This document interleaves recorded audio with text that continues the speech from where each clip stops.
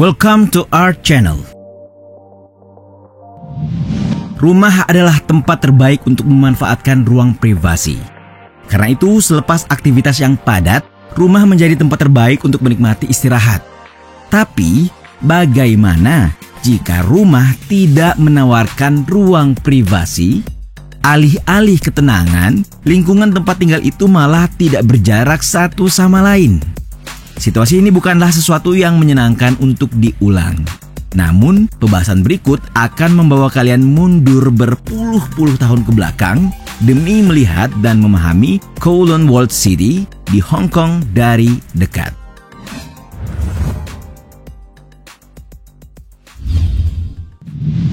Menurut kalian, di manakah tempat dengan manusia terpadat di bumi?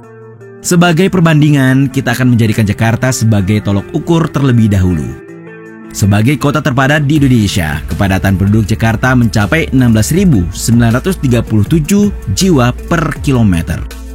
Jika angka tersebut sudah lebih dari cukup untuk membuat dahi mengernyit, maka kalian harus melihat ke Dharavi. Sebuah daerah kumuh di Mumbai yang berpenduduk sekitar 700.000 jiwa ini nyatanya lebih gila dari Jakarta dengan kepadatan yang bahkan mencapai 277.136 jiwa kilometer persegi. Tapi bukan itu yang akan kita bahas. Sebab di tahun 1989, sebuah kawasan bernama Kowloon Walled City di Hong Kong pernah dinobatkan sebagai kawasan terpadat di dunia, di mana kepadatannya bukan lagi perkara ribuan atau ratusan ribu, melainkan sudah berada pada angka 1,9 juta orang per kilometer perseginya. Bagaimana itu bisa terjadi dan dibiarkan? Sebagai gambaran, lokasi ini memiliki luas 0,03 km persegi atau kira-kira sama dengan 4 lapangan sepak bola. Wilayah yang tidak seberapa itu kemudian dijejali setidaknya 55.000 jiwa dan menampung tumpukan 350 bangunan. Rata-rata satu bangunan memiliki 10 hingga 14 lantai dan diisi oleh 10.700 rumah. Hal itulah yang membuat kawasan ini menjadi tempat paling padat penduduk di dunia.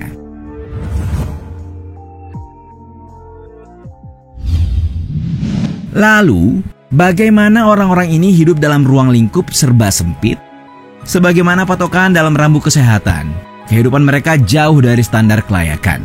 Bayangkan, jika satu keluarga tinggal berdesakan dalam ruangan sempit dengan lingkungan kotor dan kumuh. Kegiatan menonton TV saja harus dilakukan di atap landai beralaskan semen. Itu pun harus bersama tetangga lain yang juga memiliki hidup yang sama kerasnya. Sebenarnya banyak blok menara tinggi di kawasan tersebut. Namun karena sempit dan saling berhimpitan, membuat seluruh area tampak seperti satu struktur. Dilansir dari Atlas Obscura, Kowloon Walled City memiliki ratusan lorong yang luasnya hanya 2 langkah orang dewasa. Beberapa terowongan di area kota itu tertutup karena tertimbun sampah yang dibuang warga setempat melalui jendela rumah mereka. Karena itu, kalian harus membawa payung untuk melindungi diri dari pipa air yang menetes dan orang-orang yang membuang sampah dari atas. Kepadatan bangunan bahkan membuat warganya bisa berjalan ke ujung kota tanpa harus menyentuhkan kaki ke tanah. Caranya cukup dengan meloncat-loncat kecil di antara bangunan.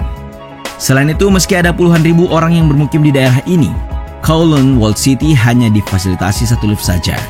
Sehingga tukang pos kadang harus memanjat dinding agar bisa sampai di beberapa wilayah yang tertumpuk pada belasan lantai kota ini. Kemudian pipa ledeng dan saluran pembuangan apapun hampir tidak ada. Sementara toko fabrikasi logam kecil yang menyediakan beberapa bentuk pekerjaan dan pendapatan juga menambahkan beban polusi yang mengerikan. Semua kondisi ini diperburuk dengan lorong yang selalu diselimuti kegelapan tanpa mengenal waktu pagi, siang, atau malam. Menurut Swan Ho, arsitek asal Amerika Serikat yang mempelajari kota ini, Walled City menunjukkan apa yang rela orang berikan untuk menghemat uang, mulai dari sinar matahari, udara segar, bahkan ruang. Katanya seperti dilansir NY Times edisi Juni 1992. Untuk kita ketahui, bangunan tersebut dibangun tanpa campur tangan seorang arsitek.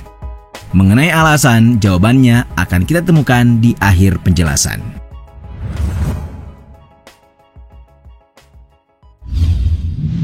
Setelah melihat lingkungan yang tidak memadai untuk kesehatan dan kenyamanan ruang privasi, Penjelasan berikutnya akan menyentil wajah lain yang tidak kalah mengerikan dari Kowloon Walled City, yaitu fakta bahwa aturan dan hukum tidak berlaku di sini.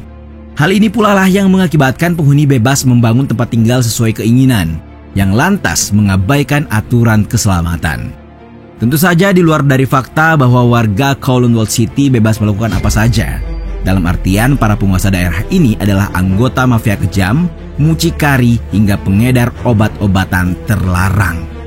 Sejumlah toko obat dengan dokter tanpa lisensi resmi juga membuka bisnis di Kowloon secara bebas.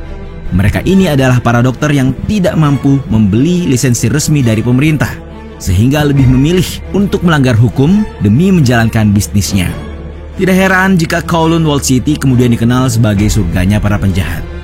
Namun, terlepas dari semua itu, kehidupan di Walled City berjalan relatif damai secara sosial. Beberapa foto yang diterbitkan dalam buku City of Darkness menampakkan kehidupan normal layaknya masyarakat perkotaan. Anak-anak terlihat bermain bola, masyarakat mengunjungi satu sama lain, atau sekadar menonton TV bersama.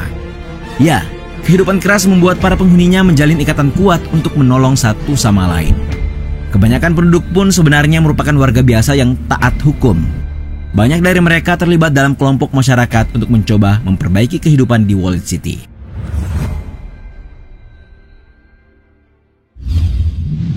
Sejatinya daerah yang oleh masyarakat setempat disebut Hak 6 atau kota kegelapan ini merupakan daerah koloni di dalam koloni, kota di dalam kota, serta blok kecil yang diperebutkan dan sekaligus diabaikan.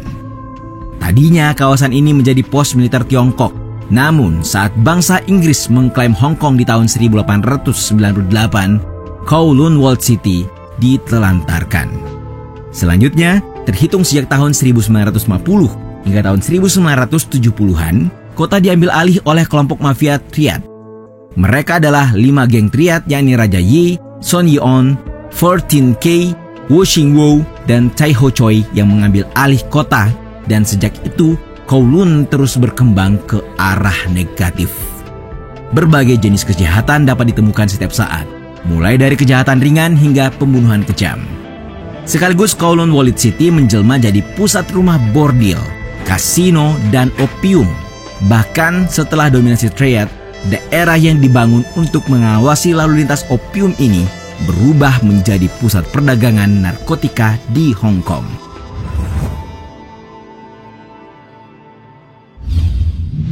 Kondisi Walled City mulai berubah di tahun 70-an ketika polisi mengambil alih tindakan tegas dengan menyisir gerombolan triad. Pihak berwenang menangkap 2.500 pelaku kriminal dan menyita lebih dari 1.800 kg obat-obatan terlarang.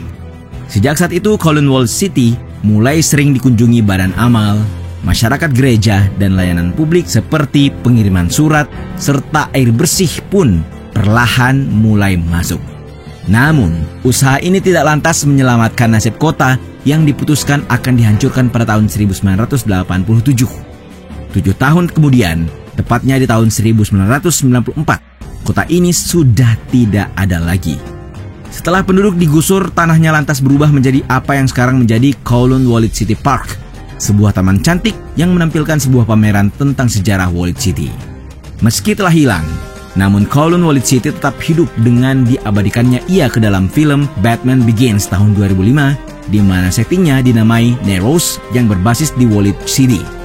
Craig Gerard dan Ian Lambert juga menyelesaikan sebuah buku baru dari foto-foto mereka yang menakjubkan berjudul City of Darkness Revisited. Dengan ini, mereka percaya bahwa semangat Kowloon Walled City terus berdenyut di jantung Hong Kong itu sendiri. Itulah tadi ulasan seputar Kowloon Walled City yang pernah menjadi kota terpadat di dunia dengan segala persoalannya. Sudahkah kalian membayangkan bagaimana jika Anda tinggal di tempat paling ramai di bumi ini?